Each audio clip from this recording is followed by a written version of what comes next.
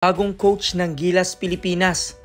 Kinilala na Dwight, Kai Soto, Edo at Abando. Gayon din naman si JC or Jordan Clarkson out sa darating na Asian Games.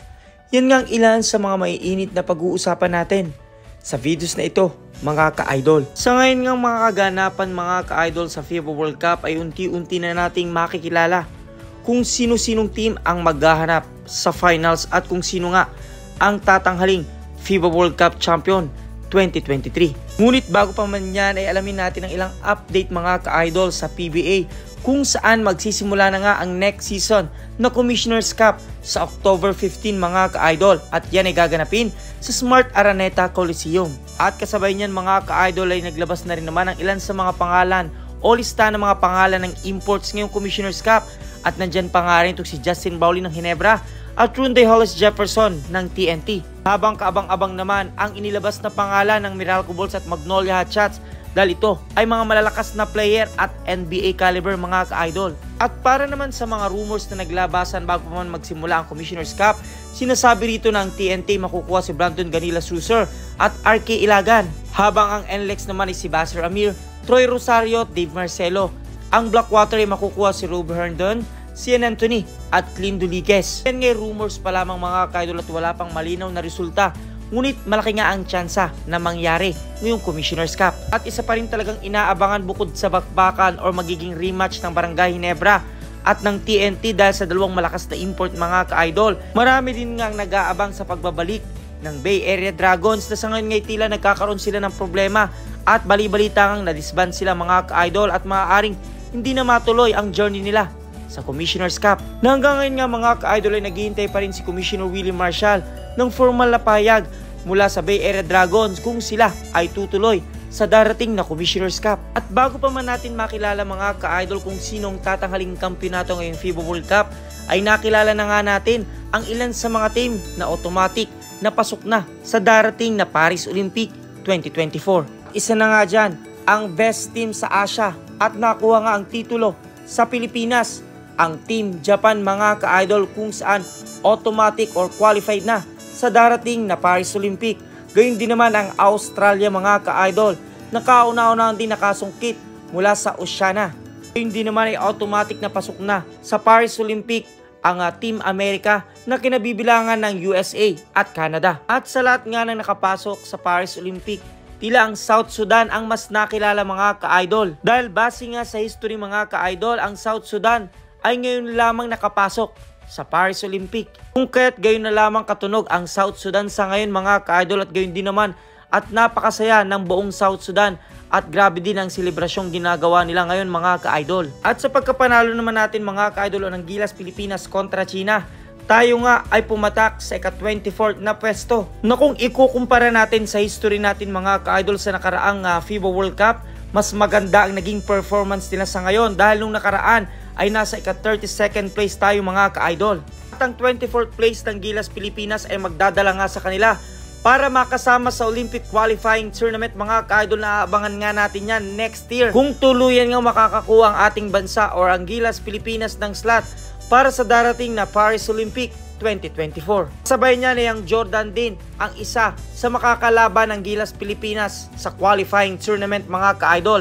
Na alam naman nating nandoon itong si Runde Hollis Jefferson at kabang-abang din yan dahil muli na naman nating masasaksihan ang clash between Justin Bowley na sinasabing Michael Jordan at itong si Hollis Jefferson na Kobe Bryant. At hindi lamang sa darating na Olympic Qualifying Tournament, gayon din naman sa Asian Games mga ka-idol. Nasa ngayon ngay buhay na buhay pa rin ang objective nitong si Coach Reyes na hindi man tayo nanalo sa FIBA World Cup o nakapasok, at least makapasok man lamang tayo sa darating na Olympic. Alam nyo rin ba mga ka-idol ang pagkatalo ng China sa Gilas Pilipinas ay nagdala sa kanila na ika-29 place? Sabi nga rito, for the very first time, they will miss the Olympics back-to-back since 1980. At sabi pa nga rito 10 years ago, at 2013 FIBA Asia Championship, they failed to reach the World Cup and finish 5th. Para naman sa part ng ating history para sa Pilipinas sa pagkapanalo ng Gilas Pilipinas kontra China mga ka-idol, ay napigilan natin na sana ang Pilipinas ang become first FIBA World Cup host to go and 0-3 since 1982. Kasalukuyan nga mga ka-idol ay tayong kauna-unahang host country na walang maipapanalong laban sa FIBA World Cup. Yan nga after ng Colombia sa nakaraang napakahabang taon mga ka-idol. Sa ngayon nga mga ka-idol ay kasado na ang harapan sa quarterfinals at talagang makikita natin kung sino-sino mga malalakas na team ang natira. Nandyan nga at magkaharap ang Lithuania at Serbia mga ka-idol, Italy at USA, Germany at Latvia, Canada at Slovenia. Kung babalikan nga natin ang nakarang laban mga ka-idol bago pa man sila pumasok sa quarterfinals, tinalo ng Canada ang champion mga ka-idol nung nakaraang FIBA World Cup na Spain. Kung kaya't isang malaking selebrasyon ito para sa Canada na talunin ang number 1 sa FIBA World Cup. Hindi naman ay ginulat tayo ng Lithuania mga ka-idol kung saan tinalo nila ang kasalukuyang pinakamalakas na team na USA. Gayun din naman at tila malakas din sa ngayon ang Latvia na tinalo rin mga ka-idol ang Brazil. At isa pa rin sa team na inaabangan ngayon ay ang Italy mga ka-idol na tinalo din ang Puerto Rico na nagdala nga sa kanila sa quarterfinals. Naging history din ito para sa team ng Italy mga ka-idol dahil sabi nga sa ating source, ito nga ang kauna-una na nakapasok ang Italy sa FIBA World Cup playoff since 1998. At sa pagkilala naman mga ka-idol sa mga individual o malalakas na player, nangunguna dyan itong si Luka Doncic na may 109 points at sa total nga siya pa rin talaga ang nangunguna kung kasama ang rebound at assist.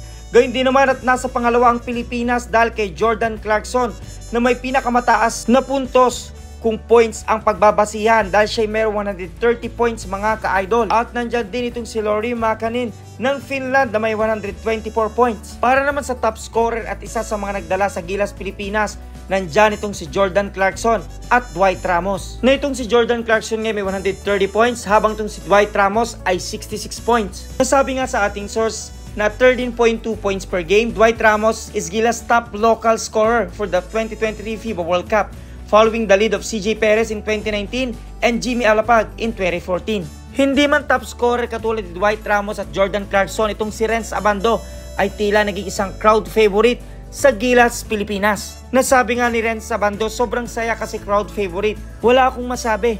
Sobrang flattered ako kasi lagi sila nakasuporta. Pangit man o maganda yung ginagawa ko. At natapos man ang FIBA World Cup pero hindi pa rin natatapos ang journey natin sa international competition. Dahil nakalatag na nga ang groupings para sa 2023 Asian Games mga ka-idol na tayo nga ay nasa Group C na kinabibilangan ng Jordan, Gilas Pilipinas, Bahrain at Thailand. Kasado na nga ang groupings at preparado na lahat para sa Asian Games mga ka-idol dahil ilang linggo na lamang ay magsisimula na ito. Ngunit tila'y magkakaroon tayo ng malaking problema dahil sa ngayon nga hindi pa malaman kung sinong mag-handle o magiging head coach ng Gilas Pilipinas sa darating na Asian Games. Dahil nga itong si Coach Reyes ay nag-step down na mga ka-idol. Nanilinaw din ni Coach Reyes na pag-step down niya ay hindi nangangahulugang quitter siya o hindi siya nag-resign mga ka-idol. Dahil nga ayan ay nakadepende pa rin sa magiging desisyon ng kataas-taasan. Pangat bali-balita din mga ka-idol na ang anak ni Coach Reyes ang papalit sa kanya bilang head coach ng Gilas Pilipinas. Nabase nga sa inilabas na anunsyo ng Samang Basketball ng Pilipinas or ng SBP mga ka-idol, sinasabi rito, the Samang Basketball ng Pilipinas or SBP is reportedly considering 7 candidates to replace Trisancho Reyes as head coach of Gilas Pilipinas. Nandyan nga itong si Tab Baldwin, Nenad Vucinic, Rajko Turuman, Charles Tiu, Tim Cone, Jimmy Alapag at Norman Black. Na sa ngayon ay mas maraming pumapabor o ang sigaw ng sambayan ng Pilipino ay maaaring si Coach Tim Cone o kaya naman ibalik itong si Coach Tab Baldwin dahil silang ang dalawa ang tila fit or nababagay na maging head coach ng Gilas Pilipinas. Ang naging sagot nga ni Coach Tim Cone dahil nga naging matunog ang kanyang pangalan sa sambayan ng Pilipino, sabi niya rito, my heart is with Ginebra. I also love working for Al Francis Chua and Boss RSA or Ramon S. Ang. I would not want to step away from coaching Ginebra. I love trying to live up to Big J legacy. And if I coach the national team, I feel it would deserve my full attention. And of course, Cone is also known as close friend of Reyes, who was actually his deputy when he started out his legendary coaching career at Alaska. Ngunit hindi lamang head coach or coaching staff ang magiging problema ng Gilas Pilipinas. Gayun din naman ang lineup nila mga ka-idol dahil ilan nga sa mga player ng Gilas Pilipinas naglaro sa FIBA World Cup ay mawawala nga sa Asian Games. Nabukod kay Jordan Clarkson na hindi nga makakalaro sa Asian Games dahil si Justin Bowley ang ating naturalized player ay umaasa pa rin na hindi ito ang magiging last play niya para sa Gilas Pilipinas o para sa ating bansa.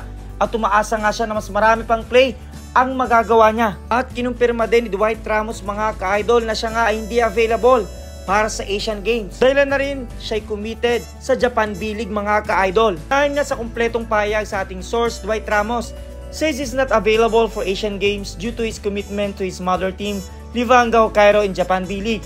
The B-League usually starts calendar in late September, possibly coinciding with the duration of Asian Games, which will happen from September 23 to October 8. At bukod dyan mga ka-idol, sabi dito, this may also put doubt on other B-League's player availability from Gilas Pilipinas from suiting up in the quadrennial tournament with the likes AJ Edu, Kefe Rabena, Kai Soto are expected to soon join the Toyama Blues, Shiga Lakes, and Hiroshima Dragonflies. At itong si Renz Abando ay maglalaro na sa anyang KJC or Korean Basketball League na alam naman natin kailangan din siya ng Korea mga ka-idol. Kung kayong tatanungin ko mga ka-idol, sa ngayon nga na mawawala pang ilan sa mga player na inaasahan ng Gilas Pilipinas, tapos tila hindi pa makapagdesisyon kung sino magiging head coach, ano nga kaya ang magandang maging adjustment ng Gilas Pilipinas nang sa ganun ay makuha talaga natin ang kampeonato sa darating na Asian Games? At sino nga kaya para sa inyo mga ka-idol ang karapat-dapat na maging head coach ng Gilas Pilipinas na sa ngayon nga itong si Coach Tim Cone ay tumanggi na sa offer ng SBP. Bukod kay Coach Tab Baldwin na alam naman natin na may issue rin siya sa Gilas Pilipinas, sino pa nga kaya sa mga nabanggit na candidate na deserve maging head coach ng Gilas Pilipinas? Kung may makasagutan, suggestion, question, advice, just comment down below mga ka-idol at maraming salamat sa inyong panonood.